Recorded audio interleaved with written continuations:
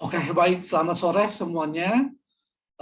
Sekali lagi terima kasih banyak sudah join untuk webinar session kita di sore hari ini.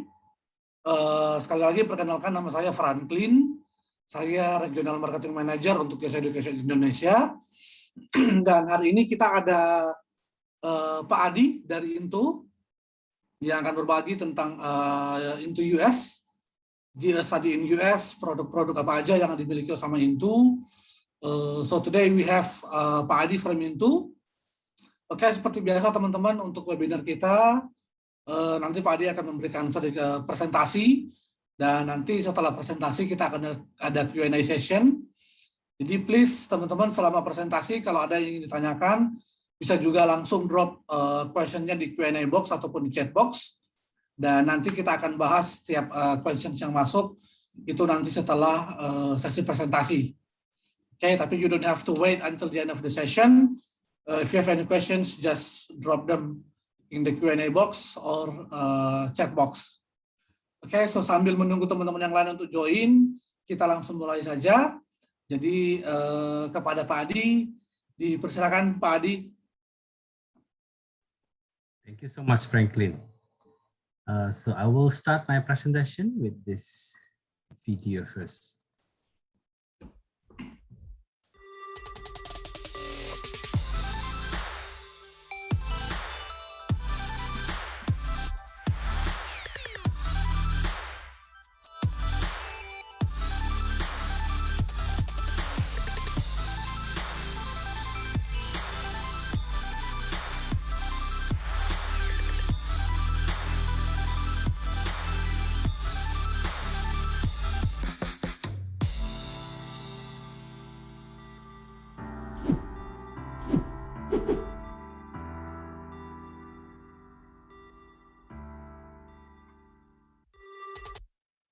Baik, selamat siang menjelang sore semuanya.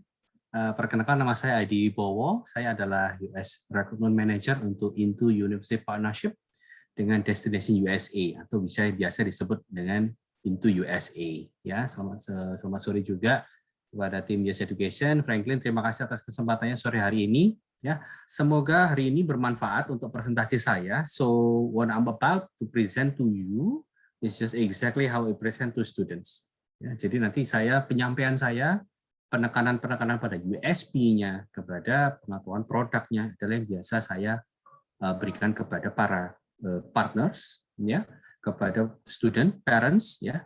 Jadi tidak ada bedanya sebenarnya, karena untuk USA sebenarnya ada beberapa landscape, ya, ada beberapa landscape mengenai education-nya dulu, ya, sistem pendidikannya, kemudian syarat biasanya general requirement seperti apa.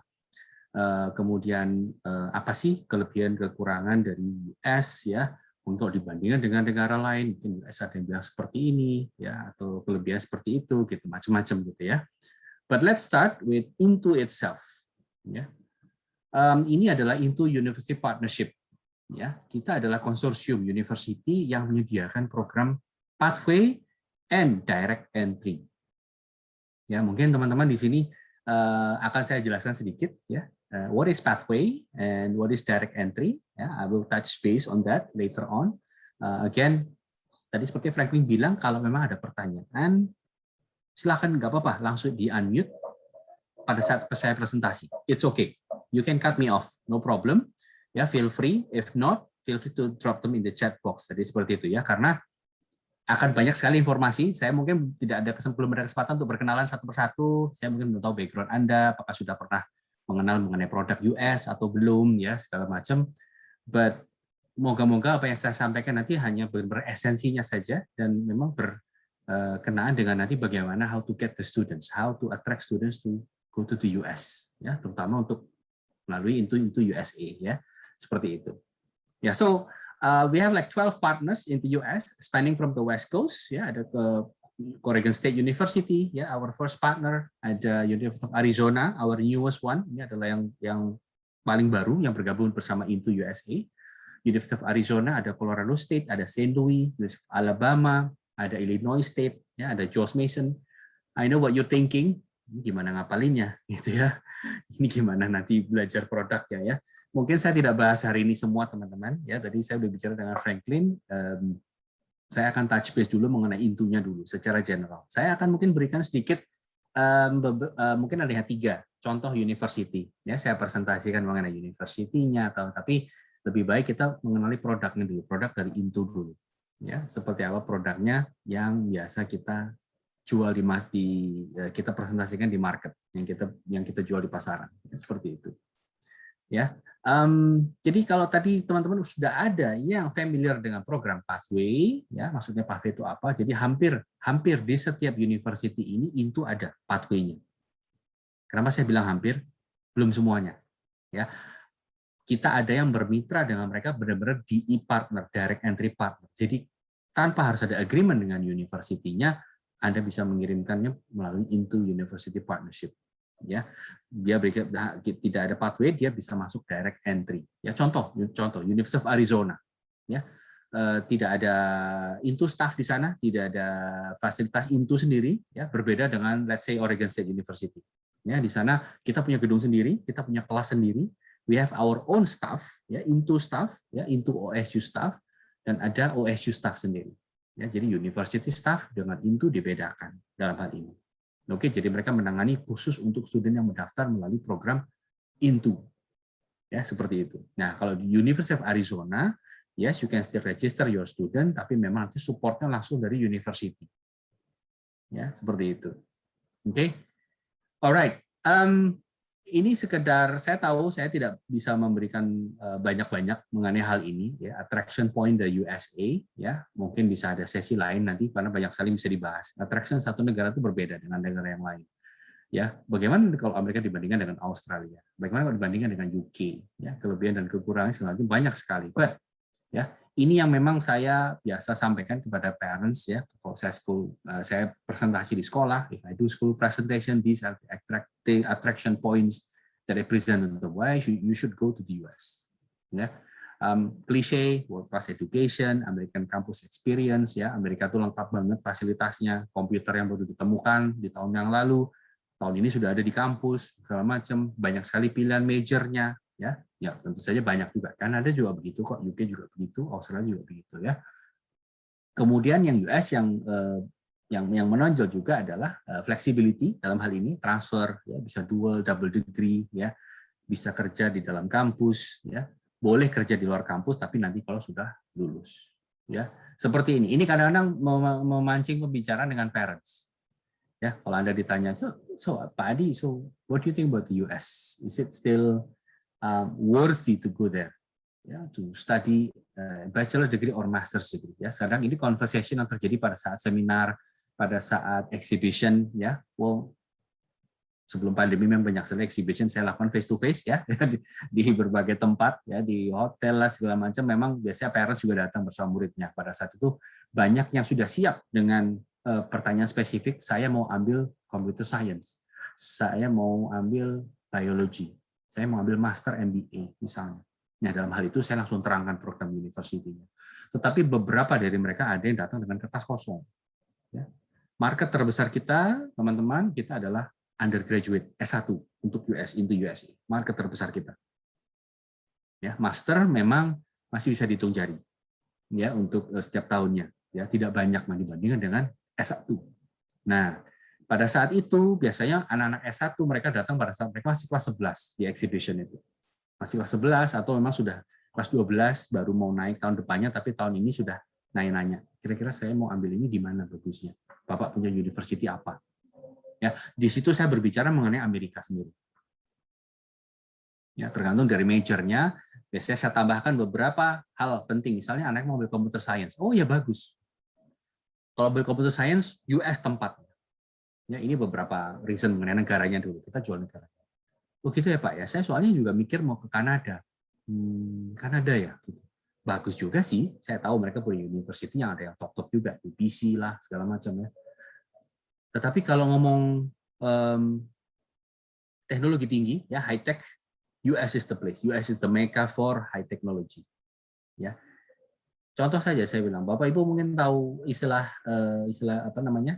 Brand-brand yang berkaitan dengan komputer IT, Itu semuanya US.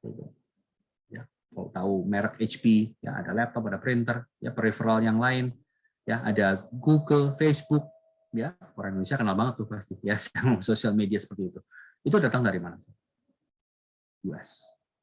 Ya, so kalau mau belajar source-nya, belajar dari source-nya langsung itu adalah US. Saya bilang untuk teknologi tinggi. Even business, business practice di dunia didominasi oleh US standard. Even bahasa Inggris bisa menjadi bahasa internasional, itu adalah peran dari Amerika Serikat, menurut saya. Ya, nah dari situ saya mencoba move away their attention, ya, bring them to my universe of US. Ya, terutama kalau anaknya tadi komputer science, sebab saya makin menggebu-gebu lagi gitu istilahnya. Loh, dari Kanada nanti begitu lulus cari kerja di mana sih? Misalnya computer science, kamu lulusannya bagus, kamu kerja di mana kira-kira? Ya mungkin ke US sih Pak. Exactly. So kenapa ke Kanada? So itu teman-teman yang saya sampaikan. Pada saat titik itu saya berbicara hal itu mengenai kenegaranya. Saya lihat majornya apa, ya kalau memang kebetulan pas, saya akan tekankan kepada kelebihan dari US sendiri. Terutama tadi dua major memang menjadi utama. Pilihan utama saat ini, engineering and business. Masih. Walaupun sekarang ada banyak ya, ada biomedical mulai menarik ya, actuarial science, beberapa student udah yang ngambil environmental science juga ke US, tapi mostly masih didominasi oleh business and engineering. Nah, di sini dua hal ini yang US menurut saya still the best in the world in terms of quality of education, kemudian institution, research, dan kesempatan untuk bekerja. Nah, itu yang lebih important lagi. Apakah saya bilang jadinya gampang untuk sekolah di kerja di US? Enggak, saya nggak bilang gampang cari kerja. Bahkan bisa bilang susah persaingannya. But opportunity-nya banyak. Lebih banyak dibandingkan Australia. Lebih banyak dibandingkan dengan UK. Lebih banyak dibandingkan dengan Kanada. Nah, dari situ saya gali. Saya tekan lagi interest-nya terhadap bidang itu dan why you should go to the US. Hal-hal seperti itu.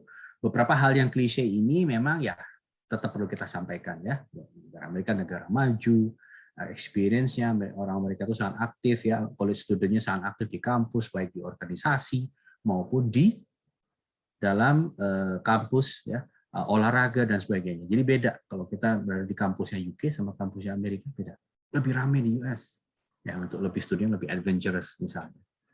So itu beberapa hal yang mungkin mudah-mudahan bisa dipakai ya, bisa di ini juga bahwa kelebihan dari US, kita bicara US banyak sekali historinya segala macam politik terlalu banyak, tapi kalau dari situ saya singkat seperti ini ya, saya hubungkan, saya link dengan interest dari studinya sendiri. Ya, seperti itu. Oke, nah untuk ini sedikit saja touch base mengenai US higher education system, teman-teman.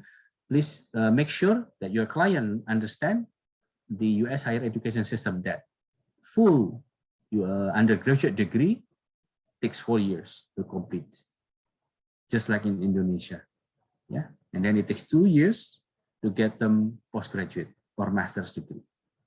Ya, so jadi sama dengan Indonesia. Ya, jadi kalau nanti pasti akan ada pertanyaan di sini. Oh, jadi nggak ada foundation-nya? Nggak seperti Australia. Kalau sudah Australian mandate, UK, ya. Pasti akan tanya, ada foundation-nya nggak di sana? Katanya kalau ke US harus college dulu. That's what happening in the market now. I'm giving you the real stuff. Ya, itu yang terjadi di dalam market sekarang begitu. Kalau mau kuliah ke Amerika harus college dulu ya Pak Adi. College dan university sebenarnya sama Bu. Oh maksud saya community college, nah itu beda community college. Tidak. Ya mungkin saya nggak bahas banyak. Memang community college memang biasanya untuk transfer teman-teman mereka.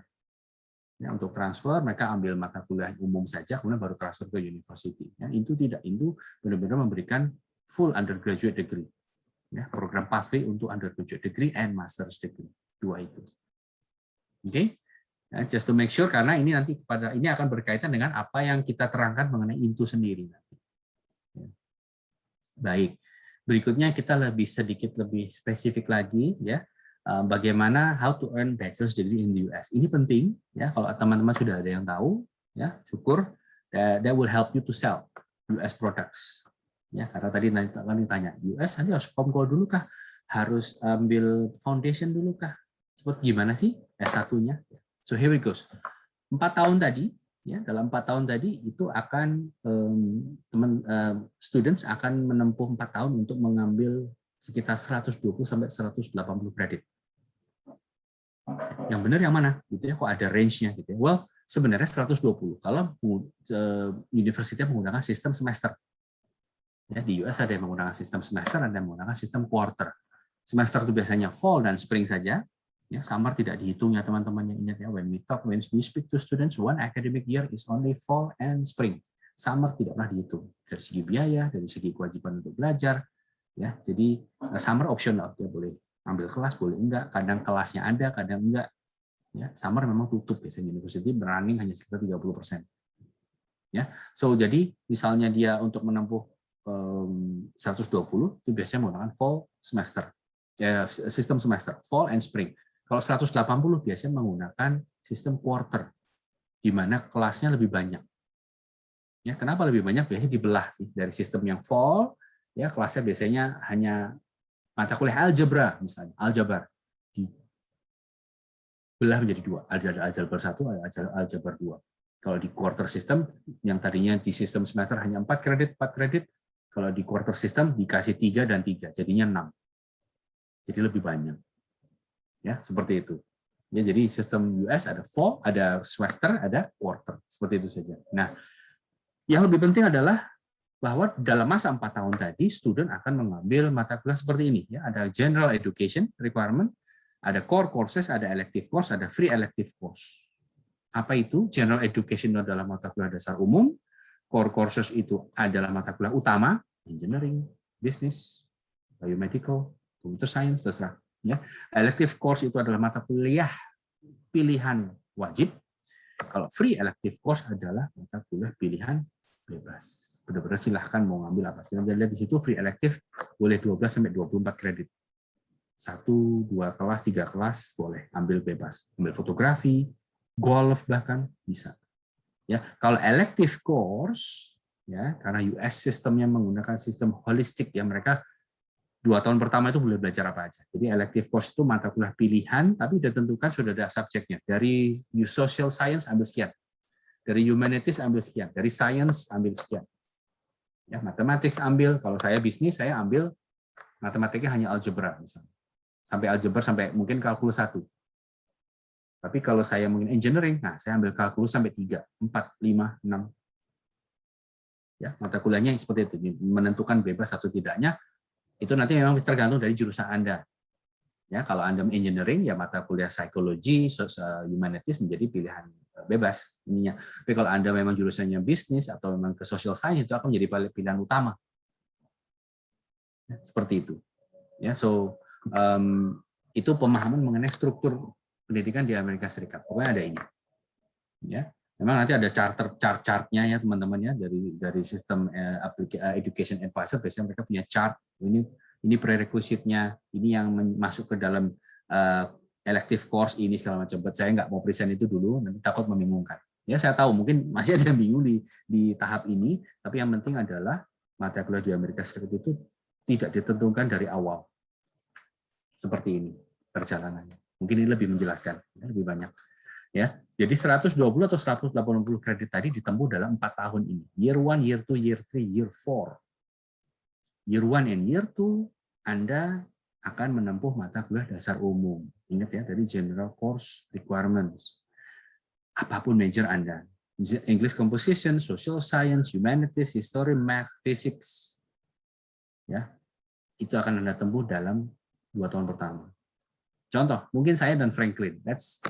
Kita ambil analogi. Saya suka menggunakan ini untuk lebih memudahkan pemahaman. Saya dan Franklin misalnya kuliah di US, sama-sama masuk. Franklin ambil engineering, saya bisnis. Jadi udah tahu bedanya ya, kira-kira dalam sisi pengambilan kelas elektif. Tentu saja Franklin karena dia engineering, nanti pada saat elektifnya di tahun pertama, dia akan lebih banyak ambil mathematics, science-nya. Saya lebih banyak ambil psikologi, sosiologi, human behavior, karena saya ambil jurusan bisnis, ambil marketing lagi. Jadi harus memahami manusia. Ya. Nah, saya dan Franklin di 2 tahun pertama ini mungkin banyak ketemu. Walaupun dia lebih banyak sainsnya, tapi pasti di kelas beberapa yang wajib, English composition, social science yang mata kuliah dasarnya, pasti kita ketemu. masih bisa bareng-bareng, ketawa-tawa bareng. Nah, pada saat tahun ketiga sudah penjurusan, Franklin akan sibuk di School of Engineering, saya akan lebih sibuk di School of Business. Kita sudah jarang bertemu, karena mata kuliah kita sudah berbeda sama sekali. Tidak ada yang sama. Saya benar-benar menekuni strategic marketing. Franklin sudah berbicara mengenai advanced programming, misalnya, atau ambil software engineering.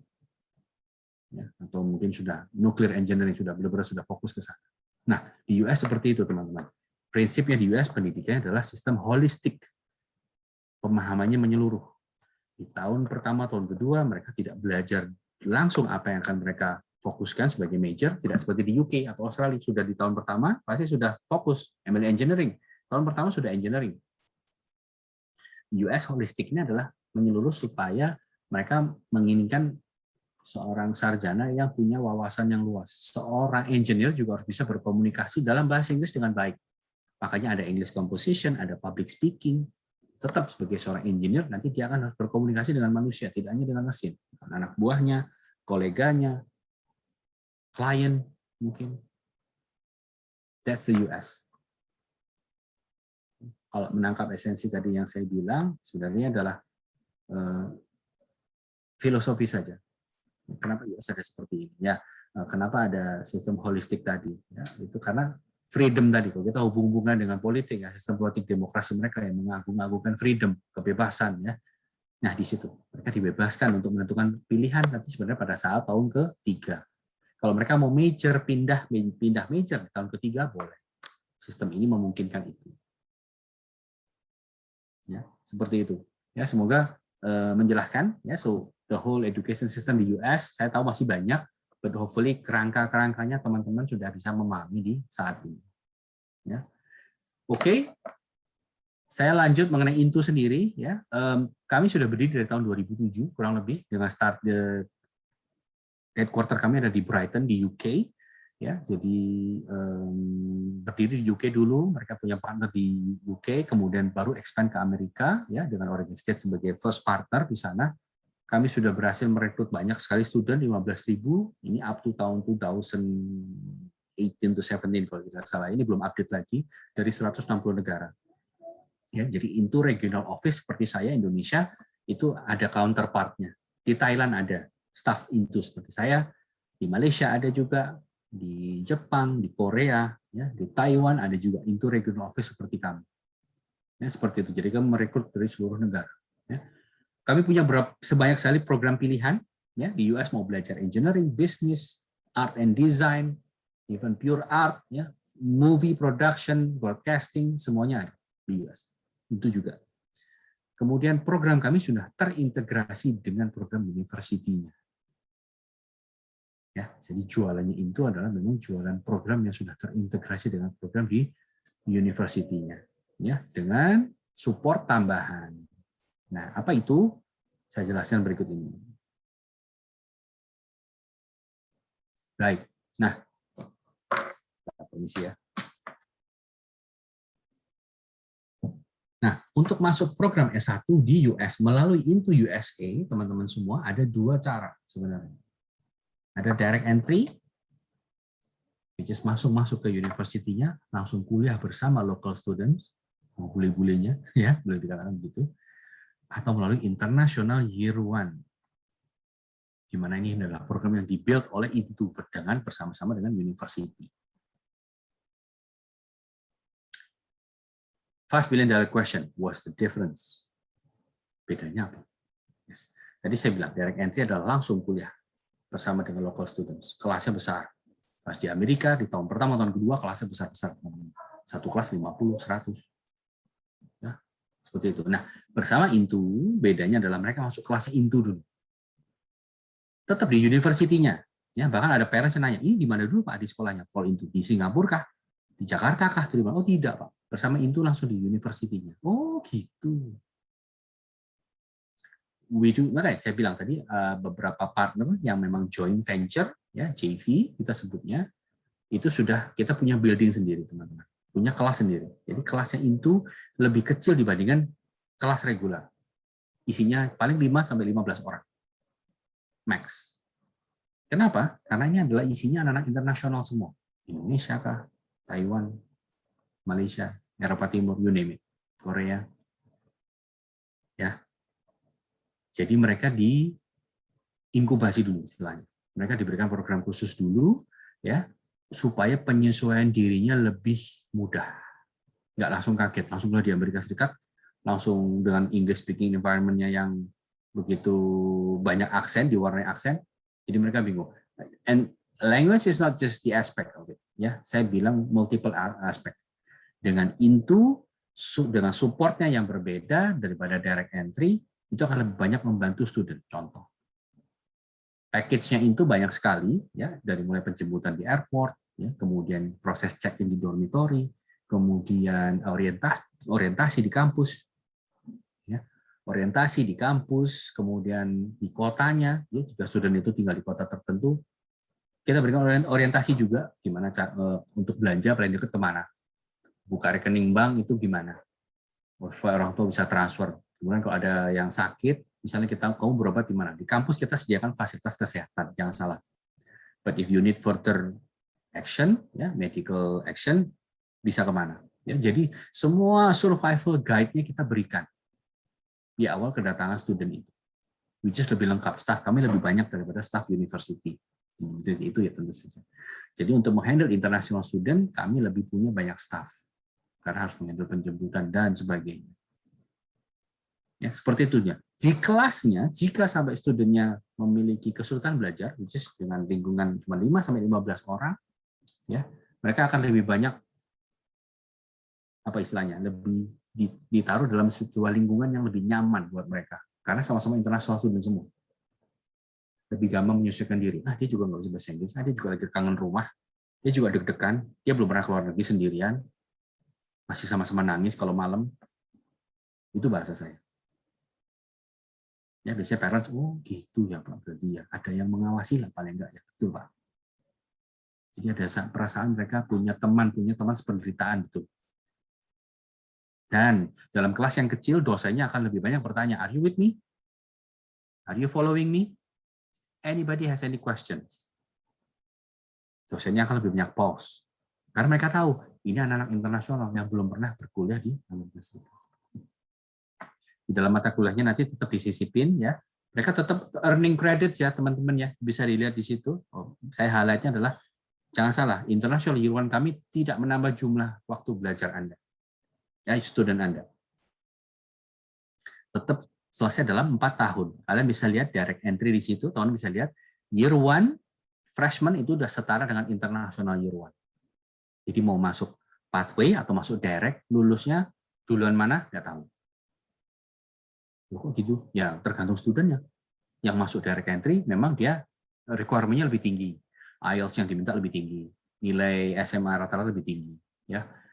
Tapi belum tentu dia bisa selesai clean dalam 4 tahun kan? Bisa aja masuk international year one di tahun kedua, tahun ketiganya lebih pintar. So tidak menentukan. Nah itu yang ditunggu sama parents teman-teman biasanya. Assurance itu bahwa program ini tidak menambah jumlah belajar sehingga mereka tidak wasting time karena masih banyak menyangka international year one adalah program bahasa Inggris. Ya, pathway itu masih dicurigai pasti bahwa ini hanya membuang-buang uang, hanya untuk jualan dari sekolah, bla bla bla seperti itu. Masih ada yang berpikir seperti itu. Nah, makanya perlu ditekankan pengertian mengenai 4 tahun konsep tadi. Oke, ya. Baik. Franklin, saya kembalikan dulu. Silakan teman-teman, silakan bertanya di titik ini. Habis ini saya akan bicara mengenai university-nya. Silakan di sini kalau ada yang mau bertanya, monggo. Are you guys following me so far? Oke, baik. Terima kasih Pak Adi. Jadi itu teman-teman gambaran awal tentang apa namanya education system di US dan gimana sih sebenarnya program itu untuk international student seperti apa. Ya. Oke, jadi kalau ada yang ingin bertanya, kalau sampai sini ada yang ingin bertanya, bisa langsung di drop di Q&A box ataupun chat box. Atau kalau mau nanya langsung, bisa langsung raise hand. Nanti bisa langsung untuk bertanya sebelum mungkin Pak Haji bisa lanjut nanti untuk Uni partner dari Into. Ya, silakan. Oke, ada yang mau bertanya mungkin? Atau menunggu sampai akhir atau seperti apa? Oke, ini ada yang bertanya, Pak Adi. Yes, silakan. Oke. Yang pertama, apakah ada precisional English class untuk mahasiswa yang bahasa Inggrisnya belum memenuhi syarat? Karena setahu saya di UK ada. Kalau di US seperti apa? Nah, kalau untuk Inggris gimana nih, Pak Adi? Betul. Thank you. Pertanyaannya, yes, we do have program yang namanya Academic English. Academic English ini berarti untuk student yang memang Inggrisnya belum memenuhi. Ya, dari persyaratan minimal misalnya 5,5 untuk masuk. Untuk program S1, teman-teman, saya bisa bicarakan di sini bahwa biasanya ini program Academic English ini tidak terlalu populer. Anak-anak sekarang SMA pintar-pintar bahasa Inggrisnya. Ya, jadi mereka juga ada anggapan bahwa kalau mereka masih ngambil Inggris lagi, mereka kayak wasting time. Ya, but we do have it. Ya, untuk di negara lain itu populer. Ya, yang saya tahu kayak di negara Timur Tengah, Jepang itu Academic English-nya banyak sekali muridnya. Jadi Academic English plus International Year One. Jadi 5 tahunan atau 4,5 tahun programnya totalnya. Tapi kalau di Indonesia, teman-teman, ya saya yakinkan kepada Anda dalam setiap tahun saya jarang ada anak S1 yang mengambil Academic English. Tapi S2, yes. S2 betul, ada yang ngambil Academic English dulu karena memang kurang. Ya, biasanya dia nggak pede. Ya, dia merasa perlu ada Academic English. Ya, seperti itu. Tapi yes, kita ada. Ya, tergantung nanti di assessment dulu, tergantung berapa TOEFL-nya. Kita ada yang 6 minggu, 12 minggu, ya, banyak sekali pilihan. Semoga menjawab. Oke, baik, itu udah untuk pertanyaan Haris ya. Kemudian ini ada juga Pak Adi pertanyaan, kalau student nggak lolos lanjut tahun berikutnya, solusinya gimana? Ini mungkin bisa, mungkin dari Pak Irawan, Pak Iwan mungkin bisa di lebih elaborate lagi, mungkin nggak lolos, gimana nih maksudnya? Ya, dari tahun itu atau gimana nih? Oh, oke, aku coba Pak Iwan ini ada. Iya, Pak Iwan gimana? Untuk nggak lolos lanjut tahun berikutnya itu seperti apa ya maksudnya ya? Maksudnya nilainya jelek atau gimana? Oke, Pak ya. Iya, Pak Iwan mungkin mau bertanya langsung, bisa silakan. Halo, Mas Adi. Yes. Apa kabar? Oh, hai. Yes, apa kabar? Aku mau nanya ini dong. Ini kan program yang ada di Into itu kan 1+3 atau 2+2 ya? Yang Into. Yang di USA. Yang USA ini 1+3. Jadi 1 tahun bersama Into, 3 tahun dengan university untuk S1. Ada nggak sih persyaratannya? Karena setahu aku kan tadi dibilang 2 tahun pertama itu General Studies. Ya, nah kalau 1 tahun ini berarti dia General Studies, lanjut tahun keduanya masih General Studies. Betul. Gitu ya. Betul. Nah, sepengetahuan aku kalau yang kayak di USA itu kan tahun ketiga dan keempatnya penjurusan. Betul. Nah, kalau nilainya nggak cukup nih di sampai tahun kedua, dia tetap bisa lanjut atau apa yang terjadi dari intunya setelah dari nih Into ada? maksudnya ya? Iya, setelah dari Into, baik. Dari itu kan tahun pertama, tapi lanjut ke university kan tahun kedua. Nah, tahun ketiga apakah masih diminta syarat di tahun kedua, GPA-nya berapa, baru lanjut tahun ketiga? Yes, betul. Nah, kalau nggak masuk tuh gimana? Karena setahu aku tuh banyak case nggak diterima di tahun ketiga. Yes. Sedangkan penerimaan di university lain itu suka udah lewat deadline. Gitu. Apakah ada solusi dari Intunya, apakah dicarikan dengan partner Intu yang lain gitu atau gimana? Baik. Thank you ya. Terima kasih Mas Iwan. Thank you Pak Iwan. Lagi di sini. Oke. So ini mungkin sedikit lebih advance ya buat yang lain ya, sedikit lebih advance, tapi ini case-nya bagaimana kalau student tidak lulus. Well, sebenarnya begini. Kalau dari Intu sendiri ya, kami memang memberikan pengawasan selama 1 tahun pertama. Jadi kenapa ada pathway tadi, kita punya academic advisor segala macam. Kalau sampai dalam 1 tahun pertama ini, kita berikan pengawasan, kalau sampai nilainya jelek, kita panggil. You're not doing well. What are you doing? Ya, we can see that you attend class, kamu datang kok ke kelas. Tapi kamu kayaknya nggak bisa fokus. Ya, and then ini how to improve. Itu kita awasi berbeda dengan, karena ya itu, kelas kecil memungkinkan kita pengawasannya lebih ketat daripada anak direct entry. Direct entry, you're on your own. You are responsible for your own study. Di US sebenarnya seperti itu. Ya, di kuliah di Indonesia pun begitu ya teman-teman ya.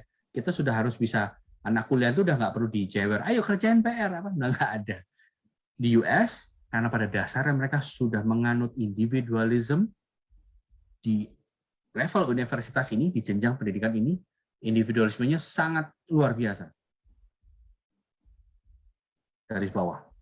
Ya, ini penting diceritakan kepada parents ya. Sekali lagi ini value, ini Western value yang harus Anda share pada saat Anda ngobrol dengan parents. Waduh, kayak gitu ya. Ntar saya bisa nggak ya?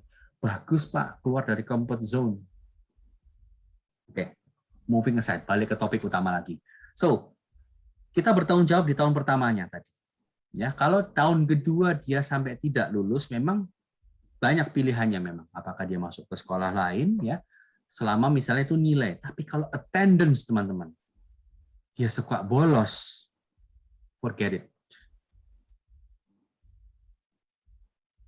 Ya, karena di Amerika Serikat, visa itu sangat ketat. Kalau Anda tidak bolos, tidak ambil kelas, minimal 12 kredit dalam 1 tahun, dalam per semester, ya, itu Anda tidak memenuhi kewajiban Anda sebagai pemegang visa F1, visa pelajar. Itu yang memungkinkan Anda misalnya reapply untuk visa baru atau I-20 baru, ya. I-20 itu untuk surat izin tinggal di sana sebagai student itu akan susah nantinya. Ya. Nah, mungkin saya luruskan Mas Iwan. Itu hanya bertanggung jawab di tahun pertama. Pada saat tahun kedua menuju tahun ketiga, nah, kenapa tahun 3 harus daftar lagi? Jadi begini. Di sana pun masukkan tadi dibilang penjurusan di tahun ketiga. Sebenarnya di tahun ketiga itu memang Anda seperti apply lagi ke College of apanya. Franklin daftar ke School of Engineering, saya daftar ke School of Business. Jadi kalau saya diterima di Oregon State University di tahun pertama, belum tentu saya diterima di College of Engineering-nya. Memang. Loh kok gitu? Memang untuk masuk ke program spesifik untuk major ada beberapa prerequisite lagi yang harus Anda penuhi. Ya, mungkin saya luruskan, Mas Iwan, yang membantu nanti dari university.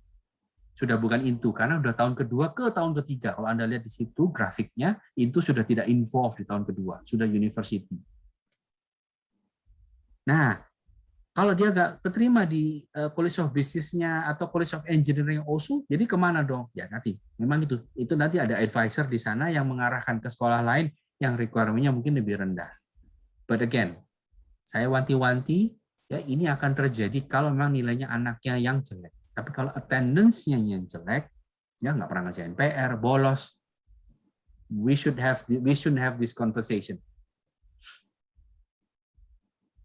Amerika ketat sekali. Anda tidak masuk kelas atau Anda mencontek segala macam, please leave. Ini perlu disampaikan supaya Anda menyampaikannya juga firm kepada student Anda nanti. Ya, sekolah di Amerika bagus, tapi mereka juga tegas dengan peraturannya. Ya, jadi gitu, Mas Iwan, menurut saya. Ya, memang itu ada prerequisite. Saya juga itu. Jadi pengalaman saya juga seorang US graduate. Saya masuk ke university, masuk ke sebagai business student. Ya, saya mengambil marketing and management. Untuk masuk ke business school pada saat itu saya harus punya beberapa mata kuliah yang nilainya minimal B+. And IELTS score saya, saya ambil TOEFL waktu itu ya. TOEFL saya harus sekian, padahal saya kurang beberapa poin saja. Jadi tetap saya harus di tahun kedua saya ambil TOEFL lagi teman-teman. Untuk menutupi requirement untuk masuk ke School of Business tadi. Karena tidak otomatis saya diterima di universitasnya, tapi tidak otomatis masuk ke tahun langsung diterima di School of Business-nya. Begitu. Ya, jadi itu Mas Iwan saya luruskan. Kalau yang tahun kedua, tahun ketiganya nggak lulus, dia harus saya nggak keterima nih, atau dia ganti major misalnya. Saya mau nyusul Franklin misalnya, Franklin masuk engineering, masukkan engineering aja, computer science nanti lu cari kerja di US gampang loh. US kan sarangnya teknologi tinggi, mereka pasti butuh tenaga software engineer. Oke, gantilah major saya. Ternyata matematika saya jelek, beda dengan Franklin. Franklin gue nggak keterima. Oh gitu ya. Terus gimana dong? Atau nih gue masih coba kata advisor, gue cocoknya emang di bisnis karena gue lebih kuat, psikologi gue bagus, sosiologi gue dapat A, paper gue di fine art dapat sekian lebih bagus, tapi matematika lu sucks, cuman dapat C, bahkan ada yang D, ada yang hampir fail. Saya dibilang nggak cocok Franklin, jadi saya stick to School of Business. Gitu Mas Iwan. Semoga menjelaskan ya Mas ya. Ya, apakah cukup jelas? Itu untuk Pak Iwan ya. Dan Ya. ini ada pertanyaan lagi Pak Adi. Yes. Untuk masuk ke direct entry atau international year one into, apakah boleh dari student ini mungkin grade 11 ya? Grade 11 program IB. Boleh.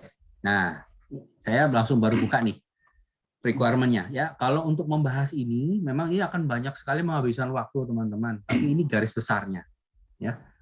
Jangan khawatir, nanti dari Franklin akan memberikan informasi lebih lanjut, ada brosur segala macam ya, itu nanti untuk detail-detail berapa nilai IB-nya, berapa ininya segala macam itu ada semua. Saya nggak mau habisin waktu di sini, sesuatu yang bisa Anda lihat dengan di referensi ya. Saya rasa bisa ini. Nah, untuk menjelaskan semua secara garis besar di US itu pasti butuh Anda lulus SMA.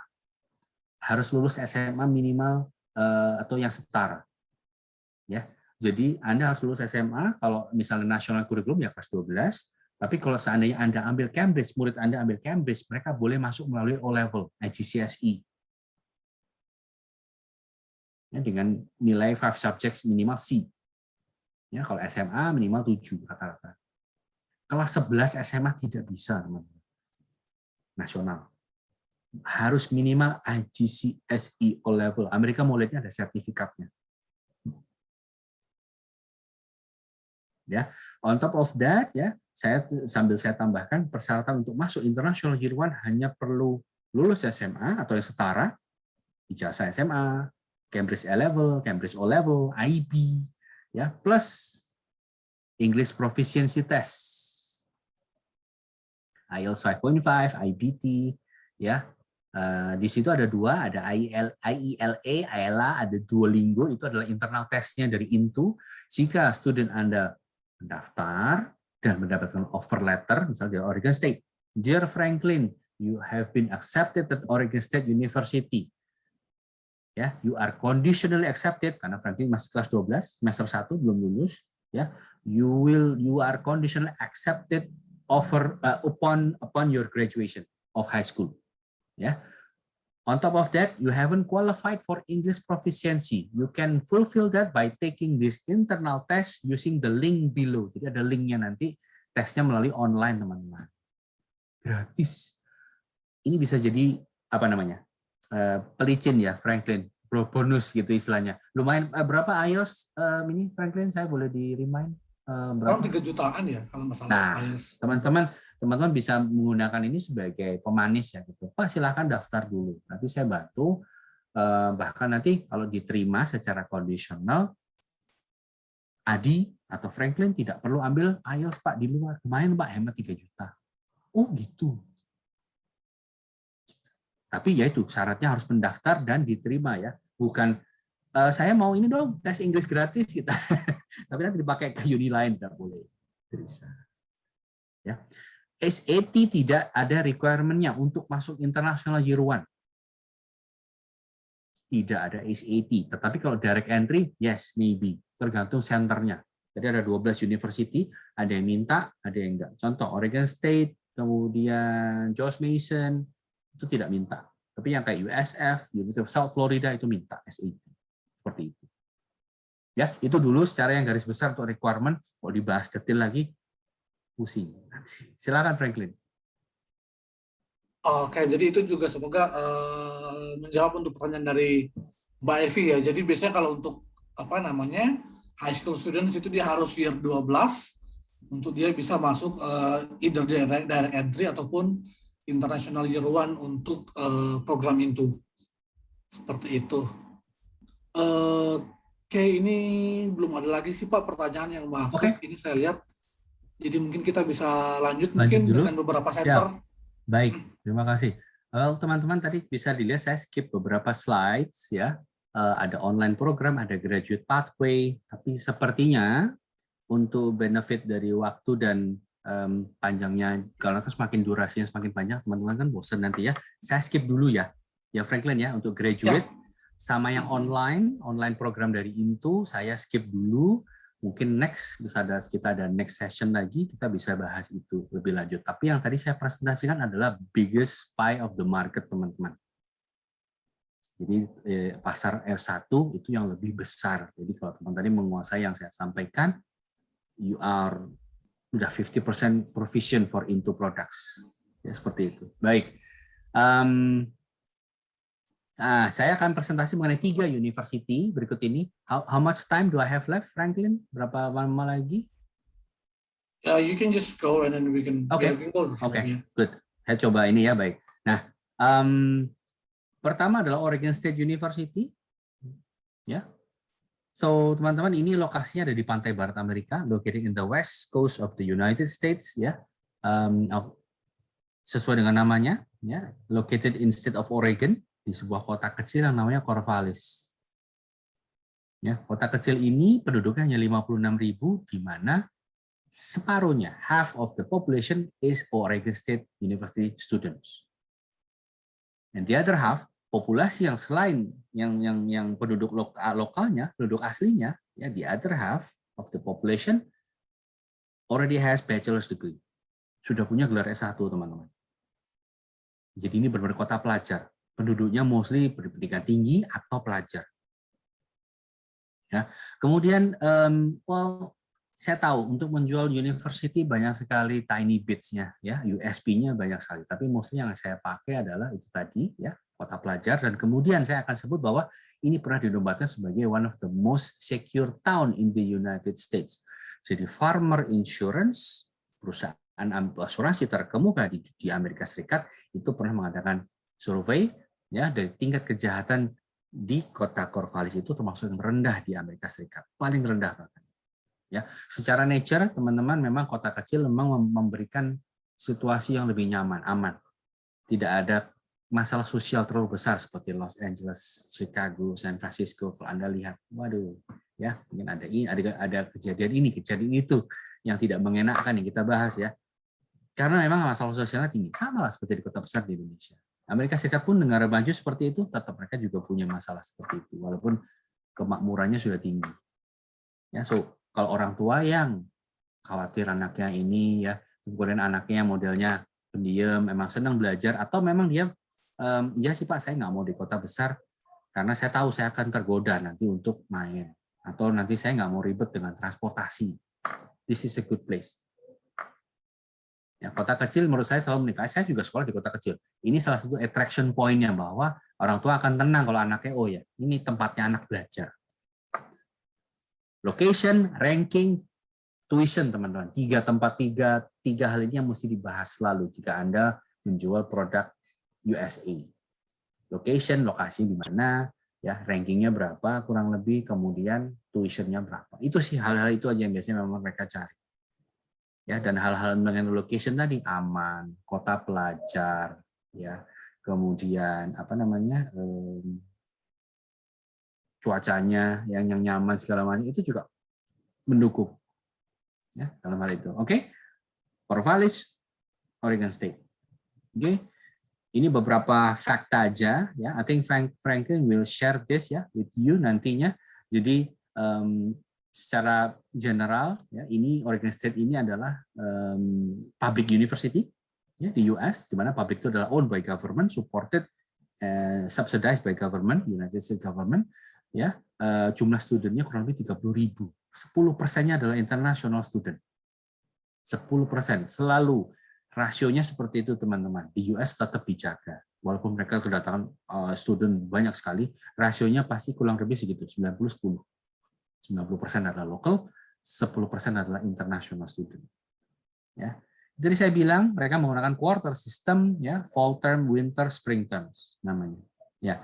Dan masalah ranking, ya, memang saya memang bahasnya secara general aja. Ini kalau secara nasional nomor sekitar 150, ya, dari 4.000. Ya, teman-teman kalau bicara jualan US, bicara ranking menggunakan numbers, nanti pusing diri pasti. Kalau pakai US News, World and Report, Anda bisa lihat di situ. Nomor 1 sampai nomor 200, 300, bahkan sampai 1.500. Apakah yang nomor 100 pasti lebih jelek dari yang nomor 80? Nah, itu pasti akan membingungkan sini. Jadi, if you wanna refer to ranking, ya, just say, bisa aja nih, ini Tier 1 Research University, Pak, Bu, D. Tier 1 Research itu adalah universitas di Amerika yang mempunyai kapasitas riset yang luar biasa, sehingga mereka diberikan dana government untuk riset, federal government, not state government. Tapi kalau memang spesifik, you can look it up, ya, bisa dicari rankingnya berapa, mention it, nggak apa-apa. Pasti nanti ada yang membandingkan. Ini dibandingkan sama Berkeley, jauh ya rankingnya ya, sama Harvard. Tapi again, teman-teman sebelum presentasi pasti Anda harus fact finding kan, pasti ya. That's part of your job. Ini anaknya kemana nih? Nilainya berapa? Ya kalau misalnya nilainya hanya B, C, when they mention Harvard, ya silahkan disimpan ketawanya dalam hati saja, ya, jangan ditunjukkan. Biasanya seperti itu. Yes, ini fakta bahwa pasti mereka kadang punya reference. Yang tidak mengerti US pasti mau top university, yang University of California lah. Kemudian ada yang sebut MIT lah, ada yang sebut Boston College, mereka pasti ke sana. Don't worry, ya teman-teman, jangan khawatir, tidak selalu itu cocok untuk mereka. Karena untuk masuk ke universitas yang saya sebutkan tadi, susahnya luar biasa, dan biasanya pendaftarannya setahun sebelumnya. Dan biasanya murid Indonesia selalu terlambat. Mereka, ya, tuh Franklin sudah banyak sekali pengalaman. Ini ngobrol silakan juga. Jadi kalau yang Kak, aku mau daftar ke Harvard, MIT segala macam. Betul itu dia udah mau lulus kelas 12, which is itu bulan Maret April. Maunya tahun itu masuk. Oh, begitu dilihat tapi aku lihat di deadline kok sudah lewat Kak ya, sudah tutup di bulan November tahun lalu. Memang begitu. US untuk top school mereka hanya terima international student 1 tahun sekali, dan itu harus setahun sebelumnya untuk apply. So forget it. Ya, pada saat mereka meminta your expertise, biasanya mereka akan memang considering second option. Percaya ya. Jadi please be confident about this product. When you mention about this is like top 150 in the US, this is tier 1 research university. Ya, and then berikutnya ya beberapa USP-nya adalah ini adalah notable alumni-nya Bapak Ibu, ya. Penemu mouse yang kita gunakan sehari-hari, yang saya gunakan sekarang, ya, salah satu production designer dari Pixar, ya, untuk film Monster Inc, Ratatouille dan sebagainya adalah lulusan dari OSU. Dan kemudian kalau anak yang cowok mau mengambil computer science, ya, electrical engineering, ya, bilang juga, oke, kalau anak cowok pasti yang main game pasti setahun ya, apa sih Nvidia itu? Itu apa? Itu graphic card-nya komputer, HP merek komputer, merek printer, merek peripheral yang lainnya banyak. CEO-nya lulusan OSU loh. Oh. Yes. Ini penting juga membuat sort of reference buat mereka. Oh, oke. Yang tadinya udah bayangin Harvard, UC Berkeley hilang semua. Gak usah ke sana. Tuh ini juga hebat kok lulusannya. Ya. So I'm sharing with you the journey, real world journey seperti itu. Ya. Ini Oregon, ya. Please do your own research, ya. Bagaimana sih story-nya? Tapi yang saya tahu biasanya saya ngomong seperti ini saja. State-nya enak, nyaman, bergunung, berhutan, berpantai, tidak terlalu dingin cuacanya, tidak seperti di Kanada yang dingin atau di New York yang memang ada salju segala macam, tidak. Untuk Indonesia masih cocok. Saljunya tidak banyak buat pada saat winter. Saya sudah mengalami. Ya, di situ ada kota, gambar kota besar, itu bukan Corvallis, itu adalah Portland, kota terbesar di Oregon. Jaraknya 90 menit dari Corvallis. 90 minutes. Student datang di sini, ya, your students landing here in Portland International Airport, they will be picked up by into arrival team. Ada yang jemput. Nanti diantar ke asrama langsung, teman-teman. Saya sudah ngalamin sendiri, saya pernah berkunjung ke sana, yes. Ada tim penjemputan dan saya menempuh perjalanan 90 menit persis saya itu dari kota Portland ke Corvallis.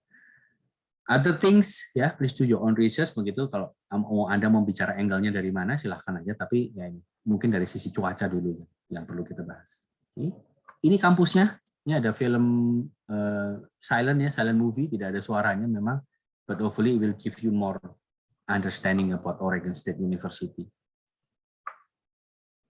Kampusnya besar, ya.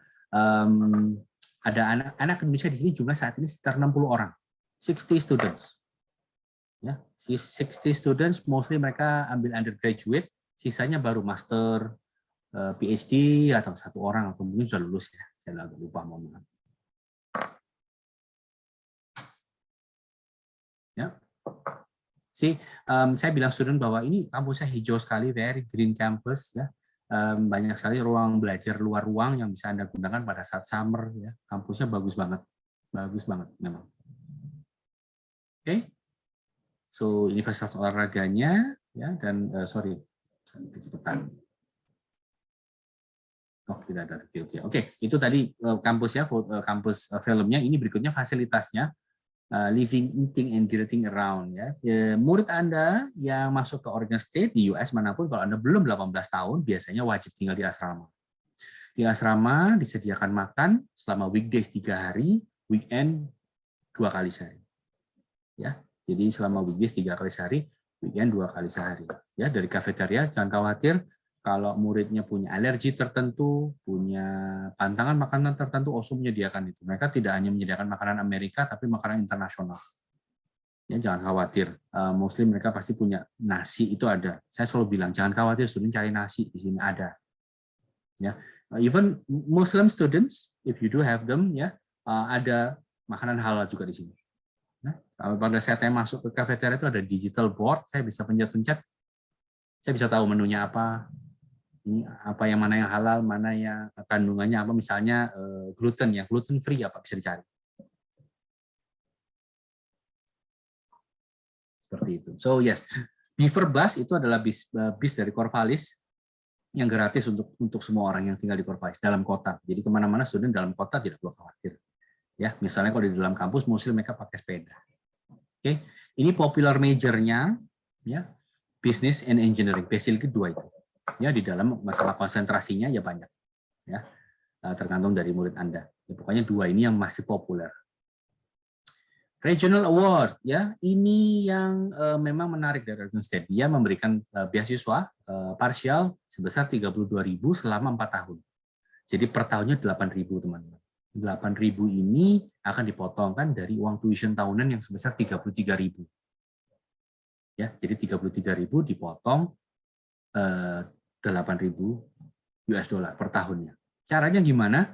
Ya, sebenarnya tidak ada persyaratan khusus. Ya, murid Anda hanya harus mendaftar dan saat mereka diterima oleh Oregon State University, ini akan di-apply, diberikan secara otomatis langsung. Selama mereka sudah memenuhi syarat. Seperti itu. Ya, biasanya dalam presentasi saya arahkan biasanya, untuk yang ingin tahu lebih lanjut silakan hubungin Yes Education untuk keterangan lebih lanjut, ya seperti itu. Jadi mereka ada keinginan untuk call untuk partner kita dan sebagainya. Baik, itu tadi Oregon State ya, mungkin agak lebih panjang memang karena itu yang best seller kita teman-teman, itu adalah top destination kita di US masih itu. Berikutnya saya bahas ada 2 lagi university, yang berikutnya yang adalah Illinois State University. Ya, ini juga baru bergabung dengan Into tahun 2018 maaf. Ya, 2018. Ini another public university, ya, another public university. Jumlah studentnya lebih kecil, ya. Lokasinya sekarang di East Coast teman-teman, berbeda dengan Oregon, jadi di West Coast. Sekarang di East Coast, ini dekat dengan Chicago, di mana kotanya namanya Bloomington Normal. Ya, kota ini kecil juga, jaraknya 2 jam dari Chicago, by car, by train. Ya, jadi kalau murid yang tadi mendarat di Portland, kalau di West Coast, ini kalau mau di sini mendaratnya di Chicago-nya. Oke, kota kecil juga dan universitinya tidak seperti OSU, mereka tidak terlalu unggul dalam bidang engineering, tapi mereka sangat unggul di bidang bisnis. Ya, ini programnya dan yang paling mereka banggakan adalah ini, studi aktuaria, actual science. Kalau ada student yang nanya, Kak, actual science itu apa? Ya, dalam presentasi ini untuk ISU saat ini di Indonesia kita masih fokusnya memang menjual program ini, teman-teman. Actual science. Ya, memang belum terlalu populer, saya akui, berbeda dengan business and engineering karena ini memang susah. Harusnya matematikanya jago banget. Ya, jadi mereka memang ini adalah studi yang membahas resiko sebenarnya, menganalisa resiko, mengukurnya dan memberikan solusi sebenarnya. Ini yang bisa saya terangkan mudah dalam bahasa anak-anak. Bisa kalau saya presentasi di SMA, orang tua, ya kalau orang tuanya adalah accountant segala macam, mereka bisa, oh iya betul, mereka memberikan ini. Ya. Karirnya di mana? Ya, karirnya di mana? Karirnya sebenarnya biasanya di asuransi, jadi underwriter biasanya. Ya, mereka yang merancang berapa premi seseorang, pertanggungan kalau terjadi resiko, mereka yang menghitung semua itu. Nah, ini beberapa alasan kenapa you should be an actuary. Ini biasanya saya tarik dari sini student supaya mereka melebarkan wawasannya dari sekedar bisnis or engineering. Ya, gajinya gede loh. Ya, bahkan ini bisa memberikan kamu triple digit sebelum usia 30. Ya, kemudian di Amerika Serikat hampir seorang lulusan actuary hampir tidak pernah tidak punya kerjaan.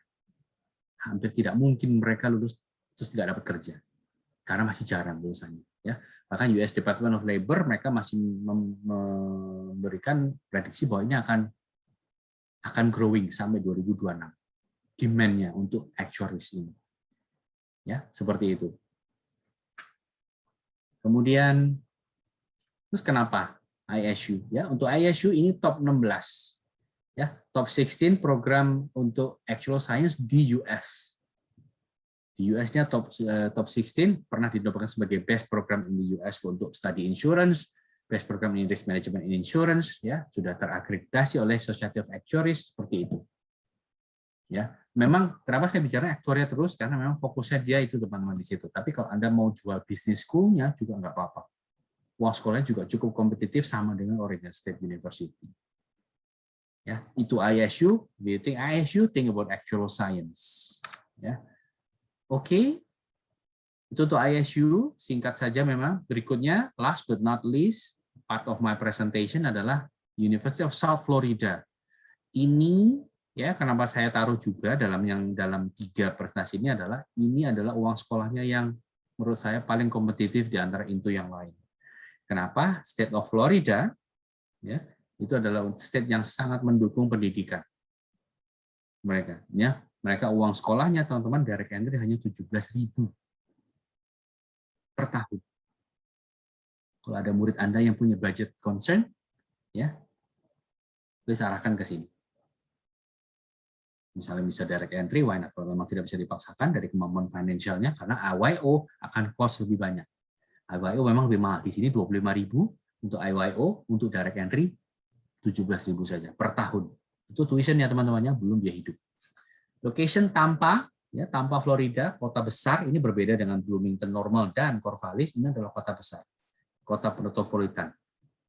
Yang seperti Anda lihat, Florida sendiri dengan posisi yang tropis, tentu saja ini hawanya sudah sama dengan Indonesia.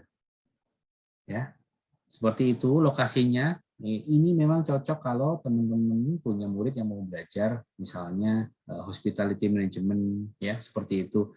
Karena memang ini pusatnya tourism juga, Florida ini. Ya, atau itu tadi yang memang mereka budget concern, ya terus mereka maunya public university yang lumayan rankingnya, ya tapi murah. Secara publik ini yang paling tinggi di antara into USA yang lain. Nomor 46 for public university according to US News World and Report 2021. Ini sudah berubah. Maaf saya belum update. Dari 1.500 university ini nomor 46 teman-teman. Ini ada tanah yang ingin aku maunya agak top ranking. Ya, arahkan ke sini. Ini top ranking loh. Uang kuliahnya juga cukup kompetitif. Ya, when I say kompetitif teman-teman di US, kalau Anda pukul rata, ya, reguler itu adalah 30.000 US dollar per tahun for tuition only. Below that, yes, that's considered you can say cheap. Below 30,000 is on the high side already. Sudah mulai mahal. Bahkan sampai puluhan 60.000, 70.000 ada. Ya, Harvard bahkan sampai untuk 80, 90.000 US dollar hanya untuk tuition, bisa tergantung kredit. Ya, seperti itu untuk USF. Biasanya saya penyampaian seperti itu, saya nggak bahas satu-satu ya, academic ranking World University, waduh banyak banget. Ya, biasanya saya mention ke parents yang US News World and Report. Kalau Anda tahu US Education, biasanya referensinya adalah ke US News World and Report tadi. Oke, ini besar sekali teman-teman, public university, jumlah muridnya lebih banyak dari OSU dan daripada ISU, sampai 50.000 student dengan 10%-nya international student. Oke, banyak sekali memang poin-poin di sini. I would say sometimes saya mention bahwa ini memang pernah memenangkan beberapa paten. It's tier 1 research university juga. Ingat tadi ISU saya tidak sebut karena memang mereka bukan tier 1 research ya. Tapi kalau ini juga Ya, ISU tadi kan lebih ke bisnis, ya, natural science ya. Tapi kalau ini dia punya lab computing, electrical engineering, marine biology dia punya. Dia memang lengkap. Jadi bahkan tidak hanya bidang social science saja, tetapi juga bidang teknologi dia punya. Pernah memenangkan beberapa paten. Oke, banyak sekali ya. I'm just showing to you. Ini lebih lengkap memang dari Oregon State dan ISU. Kalau Anda punya murid yang mau cari apa aja banyak, please start from here dulu. Ya, kita ada anak Indonesia sekarang lagi ambil bisnis, ada yang S1, yang S2 ambil TESOL, Teaching of English as Second Language. Ada yang ambil jadi instruktur bahasa Inggris S2. Ya, seperti ini. Ya, banyak sekali. Saya masih melihat bahwa either engineering or business ya. Ada juga yang baru berangkat seorang dosen untuk mengambil mata kuliah biologi di sana saat ini. Ya, so it's well-round university, hampir semua jurusan dia punya, makanya muridnya besar sekali. Ya, so that's USF. Ya, teman-teman, tadi saya sudah sebutkan USF, it's top rank university, public university in the US, top ya, nomor 46 2021. Ya, kemudian dia juga salah satu yang kompetitif untuk cost-nya. Ya. Anda bisa lihat di sini, ya. Mungkin saya bisa sebentar saja, ya, sebentar saja nanti kalau bisa dilihat lebih lengkap ada di brosur ya nanti dari Franklin yang diberikan, ya ada tuition and fees-nya kalau undergrad direct entry hanya 17.000, living expenses segala macam ya hanya 19.000 total per tahunnya di bawah 50.000 US dollar bisa, tapi again that's direct entry, ya seperti itu. International Year One ya, which is itu program kita 2 semester regular 25.000. Living expenses hampir sama, total 49.000. Nah, itu patokan US teman-teman. 49.000 ini, let's say 50.000, that's the average of going to school, undergraduate degree or even graduate per year. Berapa sih Kak kalau kuliah di luar negeri di US itu per tahunnya 50.000? Itu termasuk apa aja Kak? Tuition and living cost. Oh, sudah termasuk biaya hidup Kak ya? Sudah. You can count on that number. 50.000.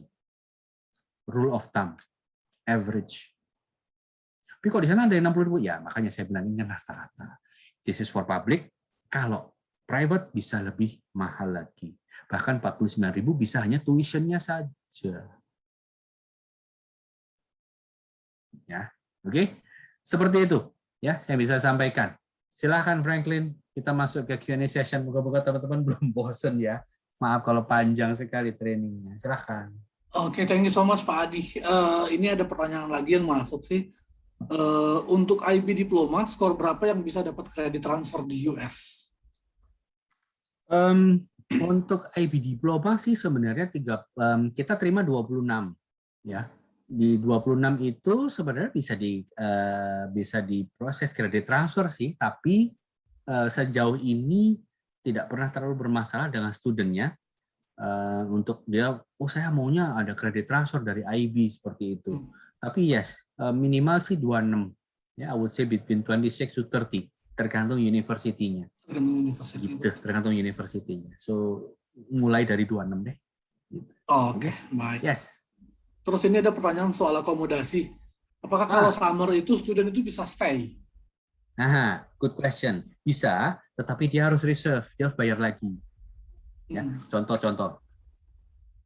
Balik lagi ke sini. Again, teman-teman, kalau Anda belum punya pengalaman menjual produk US, ya, please, Anda harus mention bahwa summer tidak pernah include di dalam biaya ini. You have to mention it. Jangan sampai Anda, loh kemarin Pak Adi bilang 1 tahun itu 50.000. Kok sekarang summer bayar lagi, ini gimana? Don't ever get that claim. Please. Summer di US tidak pernah dihitung sebagai tahun akademik. Itu choice. Mereka tidak wajib ambil kelas. Tadi ingat saya bilang, kalau mereka punya F1 visa, mereka wajib ambil selama regular term, minimal 12 kredit per term, per semester. Tapi pada saat summer, terserah. Biasanya anak Indonesia tetap ambil supaya cepat lulus. Nah, jadi 49.000 ini ya jangan lupa teman-teman, ini hanya 9 bulan saja. From fall to spring kalau sistem semester ya. Kalau misalnya Oregon State from fall to spring juga, tapi dengan ada winter in between, tetap 9 bulan. Pada saat summer gimana? Summer kalau mau ambil kelas bayar lagi, kalau mau di dormitory, yes, bayar lagi, tapi harus reserve. Sebelum biasanya satu term sebelum bubar, Franklin di spring itu sudah reserve untuk summer. Ya, tetapi biasanya ada 15 resident hall. Biasanya pada saat summer cuman ada 3 hall atau 5 hall yang buka. Bisa saja studi suruh pindah. Memang agak ribet. Ya, makanya biasanya pada saat summer student sudah pindah keluar kampus. Apartemen, rumah. Baik, semoga menjawab. Silakan. Oke, jadi itu untuk accommodation.